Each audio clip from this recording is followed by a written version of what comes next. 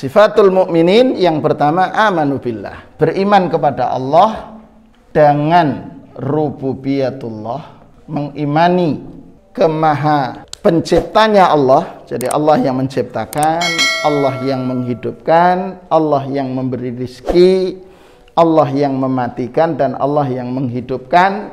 Bahkan Allah yang mengatur semesta alam ini, semuanya adalah yang mengatur Allah. Bab yang sering terlupakan di sini bab ar-rizq, bab al-maut, kemudian al-marad. Ini yang sering terlupakan di antara kaum muslimin. Rizki termasuk as-sihah. Padahal Allah ini yang mengatur semuanya. Tapi terkadang bab mencari rizki meminta pertolongan kepada selain Allah, yang bahasa kerennya pesugihan. Atau bab yang ketiga kemudian masalah tijarah, perdagangan. Masalah dagang pun juga sering terjadi. Dan ini dalam konteks bisnis itu yang banyak terjadi al-hasad. Ada orang sepertinya tidak kerja di rumah, duwe akeh, wah ngingu toyol. Padahal bisa jadi bekerjanya sekarang dengan konsep online. Jadi YouTuber gitu kan nggih. Bikin konten-konten, atau kemudian bergerak dalam jual beli saham atau jual beli antam, tapi dengan konsep pembelian online nanti dikirim lewat jasa pengiriman. Sepertinya kok di rumah dok, beli mobil berkali banyak, akhirnya hasad, gitu kan? Padahal Allah ini yang mengatur semuanya. Termasuk juga bab kematian, sakit dan sehat. Ini semua yang mengatur Allah. Ketika diuji oleh Allah sedikit, kita terkadang lupa masa lama kita dalam kondisi sehat. Coba sudah ketika tiba-tiba gusi bengkak, gitu,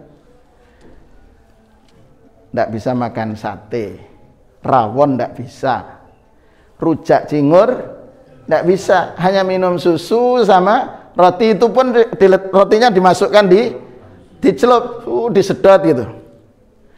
Itu ngeluhnya Masya Allah, aduh anaknya rame sedikit, kita lupa dengan nikmat dikala sehat. Dan karena itu Rasulullah SAW, kalau kita coba cermati ajaran Rasulullah SAW, diperintahkan iqtanim khamsan qabla khamsin, jagalah yang 5 sebelum datangnya 5. Semasa kita sehat, kita jaga kewajiban Allah. Umpamanya as-salawatul khams, salat 5 waktu kita kerjakan, kemudian ditambah dengan rawatib, malamnya kita lakukan qiyamul lail. Ini mumpung masih sehat. Ketika kemudian dalam kondisi diuji oleh Allah sakit gigi, gusinya bengkak sehingga nggak bisa istirahat. Kalau mau istirahat akhirnya minta tolong dokter menggunakan pereda sakit. Atau supaya bisa tidur karena semalaman tidak bisa tidur. Sudah. Ada itu otomatis kita tidak bisa sholat 5 waktu berjamaah di masjid. Menjaga rawatib pun juga tidak bisa. Qiyamul lail apalagi, karena tidak tidur akhirnya menggunakan pil penidur. Tetapi coba ketika kita dalam kondisi sehat kemudian menjaga ini, ketika dalam kondisi sakit kita tidak bisa menunaikan, maka pahalanya itu masih kita dapatkan. Karena itu iqtanim khamsan qabla, Jadi aji mumpung itu dalam kondisi seperti itu. Kita seringnya dalam kondisi sulit, sakit, ingat Allah terus. Dalam kondisi lapang, kita agak abai terkadang dengan nikmat-nikmat Allah yang lain. Itu kalau sudah sakit, berbaring di rumah sakit, ya Allah, astagfirullah. Setiap ada yang mengunjungi, Masya Allah, astagfirullah. Itu ingat Allah terus.